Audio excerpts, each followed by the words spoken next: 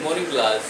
आज हम लोग इंडियन इकोनॉमिक्स में देखेंगे जो हमारे जो बाकी के क्लासिफिकेशंस ख़त्म हो गए तो उसमें एक लास्ट क्लासिफिकेशन बच गया था जिसको हम आज डिस्कस करते हैं। इकोनॉमिक एंड सोशल इंफ्रास्ट्रक्चर्स की बात करते हैं। अगर इंफ्रास्ट्रक्चर्स की बात करते हैं तो अगर इसको आप हिंदी में समझ सकते हैं आधारभूत ढांचा, चाहे वो इकोनॉमिक लेवल पे हो चाहे सोशल लेवल पे हो। इसका ये मैं उस समय की बात कर रहा हूँ जब 1951 से पहले, जब आज़ादी से पहले के दौर में जब हमारा कंट्री इतना ग्रोथ नहीं किया गया था और उसमें बहुत सी ऐसी प्रॉब्लम्स अराइज होते थे जो कि एक इंफ्रास्ट्रक्चर्स के लेवल पे ये प्रॉब्लम्स अराइज होते थे। उसमें हम लोग देखेंगे कि क्या क्या ऐसे प्रॉब्लम्स होते थे जिसकी वजह से एक तो हमारे वहाँ इकोनॉमिक डेवलपमेंट नहीं हो पाता था, इकोनॉमिक ग्रोथ में प्रॉब्लम्स अराइज होती थी। वो एक इंफ्रास्ट्रक्चर्स बहुत बड़ा रोल अप्लाई करता था। इस इंफ्रास्ट्रक्चर्स में पहले अगर हम लोग इकोनॉमिक इंफ्रास्ट्रक्चर्स की बात करें तो इकोनॉमिक लेवल पे जिन संसाधनों की ज़रूरत थी वो नहीं थे। जैसे कि अगर हम लोग कह सकें ट्रांसपोर्टेशन की फैसिलिटी नहीं थी। ट्रांसपोर्टेशन फैसिलिटी के लिए अगर गांव-गांव में शहरों में रोड की अच्छी व्यवस्थाएं नहीं थी, पुल की व्यवस्थाएं नहीं थी। कह सकते थे कि रोड, पुल, ब्रिज ये सारी चीज़ें जो कि इंफ्रास्ट्रक्चर्स में आती थी, जो कि ट्रांसपोर्ट को सपोर्ट करने वाली ऐसी फैसिलिटी थी जो कि नहीं थी। इस बिहार पे हम लोग कह सकते थे कि ट्रांसपोर्टेशंस जो कि किसी भी बिजनेस यूनिट को बढ़ाने के लिए, चाहे वो इंपोर्ट करना हो, चाहे एक्सपोर्ट करना हो, चाहे buying and selling activity perform करना है one city to another city या one state to another state या one country to another country, कहीं न कहीं ट्रांसपोर्टेशन फैसिलिटी ना होने की वजह से इकोनॉमिक डेवलपमेंट प्रॉपर नहीं हो पाता था।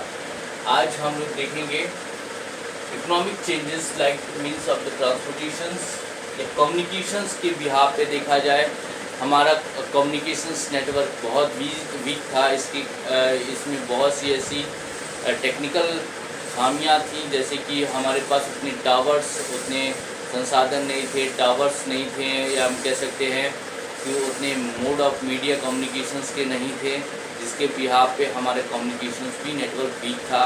और जब हमें किसी से बात करना होता था या कोई informations one person to another person provide share करने होते तो ऐसे में कहीं न कहीं बहुत डिले और टाइम टेकिंग प्रोसेस होता था, जिसमें हमारा कहीं न कहीं कम्युनिकेशन बहुत बड़ा रोल करता है कि इकोनॉमिक डेवलपमेंट या कह सकते हैं इकोनॉमिक ग्रोथ को रोकने में। इसमें अगर इंफ्रास्ट्रक्चर्स की बात करेंगे तो केवल इतना ही आता है कि जैसे कि अगर कम्युनिकेशन मीडिया के लिए हमें टावर्स की ज़रूरत पड़ेगी, सैटेलाइट की ज़रूरत पड़ेगी, कह सकते टेक्नोलॉजी की ज़रूरत पड़ेगी, वो चीज़ों की खामियां थी जिस वजह से ऐसा नहीं हुआ। बैंकिंग सेक्टर्स की बात करते हैं,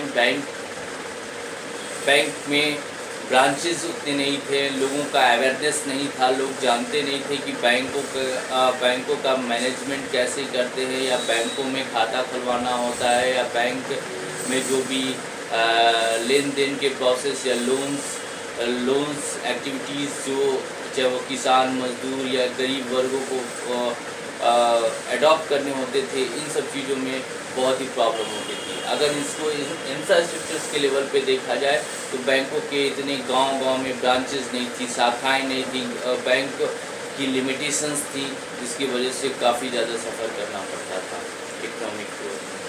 फिर हमारे पास देखें पावर एंड एनर्जी, गांव-गांव में बिजली की सुविधा नहीं थी। कह सकते हैं कि बहुत सी ऐसे इक्विपमेंट मिल्स या कह सकते हैं कि इंडस्ट्री जो कि बिजली पे डिपेंडेंट करती थी, लाइट पे एनर्जी पे डिपेंडेंट करती थी, वो मोड बहुत ही वीक था।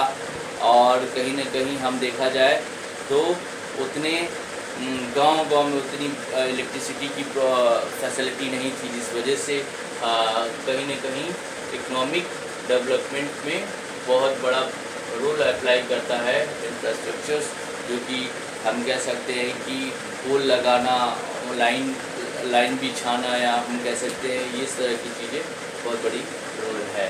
इसमें हम कह सकते हैं पावर एनर्जी हो गई, as well as the social changes की बात करते हैं। सोसाइटी को क्या क्या चीज़ें चाहिए।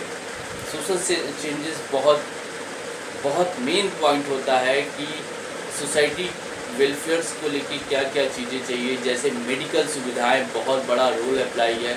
आप देखते होंगे कि इससे पहले भी हम लोगों ने कुछ ऐसी चीज़ों के बारे में बात किया था जिसमें लोगों की डेथ रेट या मृत्यु रेट के आकलन के बारे में जाना था कि डेथ रेट बहुत ज़्यादा थी और कह सकते हैं बर्थ रेट भी बहुत कम था। तो ये कहीं ना कहीं इसके पीछे रीज़न था मेडिकल सुविधाएं में गांव तो हॉस्पिटल्स नहीं थे, डॉक्टर्स की फैसिलिटी नहीं थी, इंस्टीट्यूशंस की फैसिलिटी नहीं थी, स्कूल्स की फैसिलिटी, एजुकेशंस में देखा जाए तो स्कूल्स की फैसिलिटी नहीं थी, टीचर्स फैसिलिटी नहीं थी। ये कहीं ना कहीं बहुत बड़ा रोल था क्योंकि कहीं ना कहीं जो कमियां देखी जाती थी वो इंफ्रास्ट्रक्चर लेवल पे देखी जाती थी।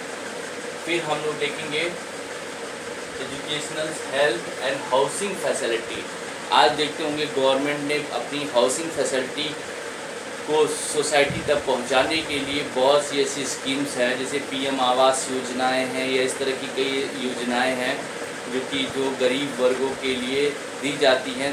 ये क्यों दी जाती हैं? क्योंकि हाउसिंग फैसिलिटी सोसाइटी वेलफेयर को लेकर बहुत इम्पोर्टेंट है। सोसाइटी इसका फ़ायदा उठा सके, एक अच्छा घर हो सके जिसमें वो अपने परिवार को डेवलप कर सके, ये एक बड़ा रोल होता है। कहीं ना हाउसिंग फैसिलिटी इंफ्रास्ट्रक्चर्स का भी रोल बहुत होता है। लोग गरीब झुग्गी झोपड़ियों में रहते थे, उनका आवास नहीं था, उनका रहन सहन चीज़ें नहीं थी। कहीं ना कहीं ये कंट्री डेवलपमेंट पे बहुत बड़ा रोल अप्लाई करता है इंफ्रास्ट्रक्चर। Thank you. और इससे रिलेटेड आज हमारा ये पूरा इंडियन इकोनॉमिक्स का एक चैप्टर ख़त्म हो गया है। कुछ ऐसे टॉपिक्स और बच गए हैं जो कि रिलेशंस के हैं, वो भी हम 1-2 दिन में ख़त्म कर देंगे। और ये जो पूरा कम से कम 5-6 ऐसे फैक्टर्स थे जो कि बिफोर द इंडिपेंडेंस के थे और इसमें हर एक पॉइंट्स को लगभग कह दिया है, कुछ नोट्स भी दे दिया है। इससे रिलेटेड कोई भी प्रॉब्लम्स होती है तो आप पूछ सकते हैं। Thank you. और आप लोगों से एक हाथ जोड़ के निवेदन है कि आप लोग पढ़ाई करिए। आप लोगों का बोर्ड एग्जामिनेशन आ गया है, इस पर कॉन्सेंट्रेट करें। Thank you.